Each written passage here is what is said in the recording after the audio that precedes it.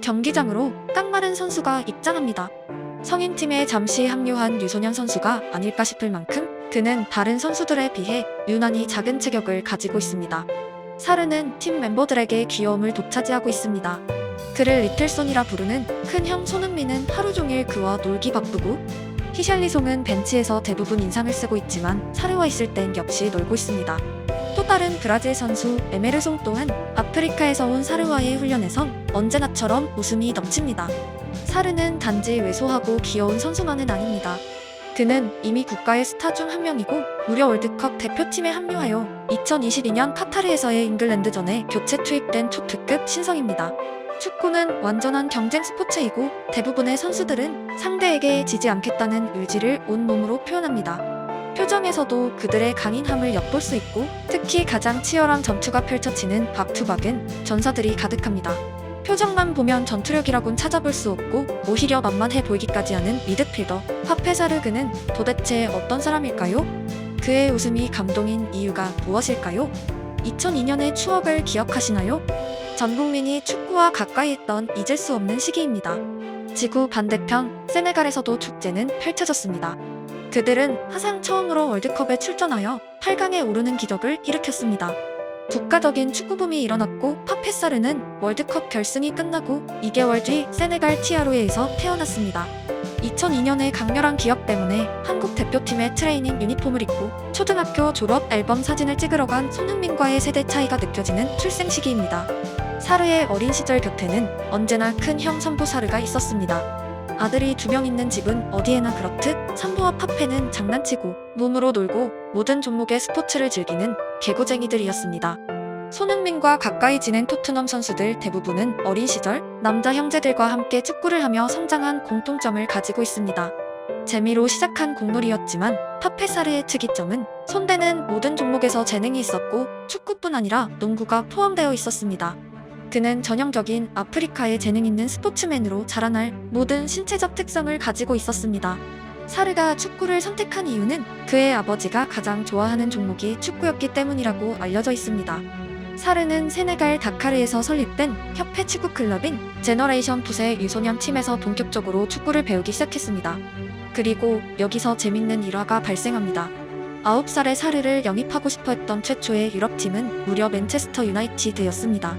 아프리카의 작은 마을까지 메뉴 스카우터들의 업무 영역에 포함된 사실은 그들의 국제적인 경쟁력을 납득하게 만드는 새삼 신기한 장면입니다.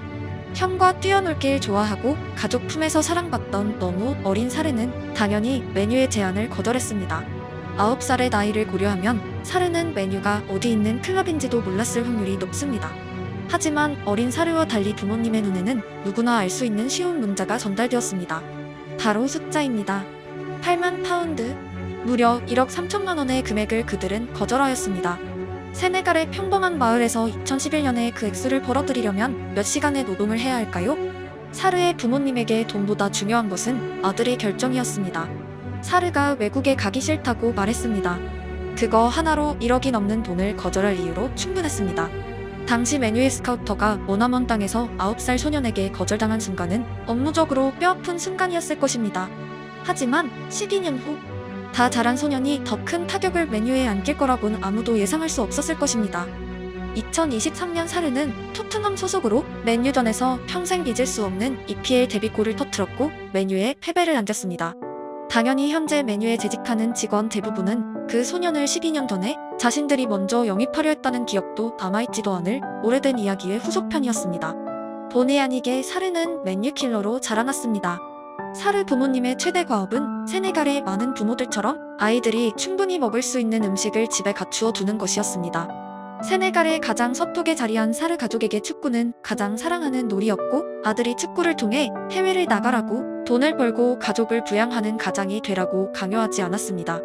자연스럽게 사르는 다른 세네갈의 프로 선수들과 달리 축구와 학업을 병행하며 자라났습니다.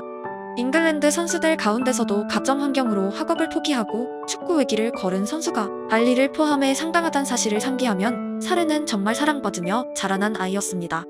부모님의 전폭적인 지원과 사랑은 사르로 하여금 축구가 전투이자 가족을 먹여 살리기 위한 단지 직업이 아닌 즐거움으로 남게 만들었습니다. 제가 그동안 소개해드린 상당수의 토트넘 선수들에게 축구는 곧 생존 싸움이었고 살아남아야 가족이 있고 먹을 수 있는 필사적인 현장이었습니다.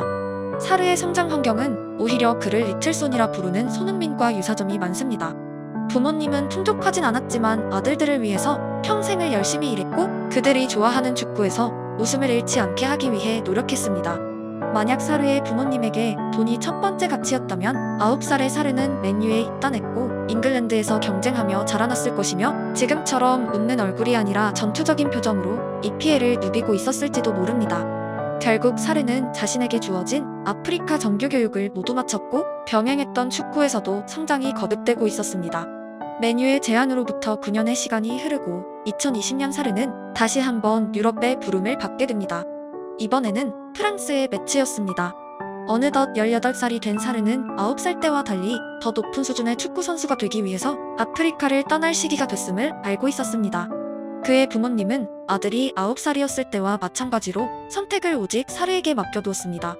프랑스에 도착한 사르는 단지 세네갈의 작은 지역에서 공을 찰 수준이 아님을 순식간에 증명합니다. 2020년 9월 15일에 그는 매츠와의 계약서에 사인을 하고 프랑스행 비행기에 탑승했으며 2020년 11월 29일 리그왕 데뷔 경기에 나섰습니다. 18살의 사르가 얼마나 빠른 속도로 훈련장에서 코칭 스태프의 마음에 들었는지 상상되시나요? 데뷔 전 상대는 브레스트였고 안타깝게도 그의 활약은 미미했습니다. 코칭 스태프의 기대와 달리 사르는 너무 왜소했고 엄청난 피지컬을 가진 리그왕 수비수들을 상대로 전혀 온더블이 되지 않았습니다. 프로의 벽을 느끼게 해준 브레스트에게 서륙하는데 얼마의 시간이 걸렸을까요? 불과 2개월 뒤인 2021년 1월 31일 다시 만난 브레스트전에서 사르는 리그왕 데뷔골을 터뜨렸고 팀은 4대2 승리를 거두었습니다. 말 그대로 강속 적응기였습니다. 사르는 전 유럽 스카우터들의 표적이 되었고 리그왕은 그를 묶어두기엔 좁은 무대였습니다. 데뷔골을 넣고 7개월이 지나고 그는 토트넘의 공세에 오케이 사인을 보냈고 런던행 비행기에 탑승합니다. 그의 나이를 고려해 토트넘은 사르를 매치해서 1년 더 임대로 뛰게 하였지만 어쨌든 작년까지 세네갈의 작은 마을에 살고 있던 사르가 축구의 수도에 당도한 과정은 한 단어로 표현할 수밖에 없습니다. 천재입니다. 현 시점의 사르를 세계 최고의 미드필더들과 비교하면 당연히 부족한 부분이 가득합니다. 하지만 프로 선수로서 그의 성장 과정과 시간, 그리고 포텐셜은 역대급 선수들과 비교해도 부족하지 않을 만큼 광폭 행보를 이어가고 있습니다. 그보다 한 살 형인 이강인의 경우 11살부터 발렌시아 지역지에 이름을 올리던 초특급 유망주였고 10대에 프로 데뷔한 대부분의 선수들이 비슷한 도선을 걸어왔습니다. 2002년생 사르는 2021년이 되어서야 유럽에 나타났고 곧바로 주목받았으며 2년 후 토트넘 소속으로 맨유전에 득점하는 다른 색깔의 스토리를 써나가고 있습니다. 사르 영광의 기억은 그게 전부가 아닙니다. 매치에서 데뷔골과 동시에 그는 세네갈 축구협회의 주목을 받았고 2개월 후인 3월에 아프리카 네이션스컵에서 19살의 나이로 국가대표 데뷔전을 가졌습니다. 2022년 2월 6일 세네갈은 2002 월드컵의 영광을 상기시키며 아프리카 네이션스컵 챔피언에 등극했고 사르는 주축 선수로 활약했으며 2022 아프리카 올해의 영플레이어 또한 그의 차지였습니다. 그리고 축구 선수라면 누구나 꿈꾸는 대망의 월드컵. 2002년에 태어난 축구 소녀는 20년의 시간차로 월드컵 무대를 났습니다. 세네갈과 잉글랜드의 16강전에 후반 교체 투입된 천재 소년의 질주는 앞으로의 경력을 더욱 기대하게 만드는 전주곡이었습니다. 나이키와의 스폰서 계약은 그에게 나이에 걸맞지 않은 부를 안겼고 부모님의 의사와 다르게 아프리카에 거주하는 가족 모두의 든든한 가장이 되었습니다. 사르의 아버지는 여전히 아들이 웃길 바라고 행복하길 바라고 프로 세계의 가혹함보다는 밝은 면에 서길 원하고 있습니다. 부모님은 많은 재산을 물려주진 못했지만 더 중요한 자산을 아들에게 안겼습니다. 바로 웃는 얼굴입니다. 그가 그토록 토트넘의 구성원들에게 사랑받는 이유입니다. 그는 골을 넣으면 동료들이 함께 진심으로 행복해하는 사람으로 자라났습니다. 전투적인 자세로 상대를 제압하기 위해 경기에 나서는 선수가 있고 웃으면서 즐기는 선수들이 있습니다. 어느 쪽이 더 나은 마인드 세팅인지 정답은 없습니다. 하지만 분명한 것은 사르와 손흥민 같은 유형의 사람들은 경직되고 긴장된 순간보다 편안하게 즐기는 상태에서 더 나은 아웃풋을 남겼습니다. 사람은 저마다의 성격을 가지고 있고 반드시 진지할 필요도 반드시 즐길 필요도 없습니다. 그저 맞는 옷을 찾아 입는 것, 행복을 위한 이론칙입니다. 사르의 부모님이 아들에게 제공한 최고의 선물은 축구를 위한 신체 능력이 아니라 메뉴의 8만 파운드 제한을 거절할 수 있던 사랑입니다. 사르는 축구가 아닌 어떤 종목을 선택했더라도 자신이 속한 곳에서 웃고 행복하며 주변인들에게 사랑받는 사람으로 살 것이기 때문입니다. 나만의 행복, 나만의 웃음, 시작점에는 꼭 나를 알아야 합니다. 사르의 행복 축구는 이제 시작이고 천재 소년의 질주는 끝을 알 수 없습니다.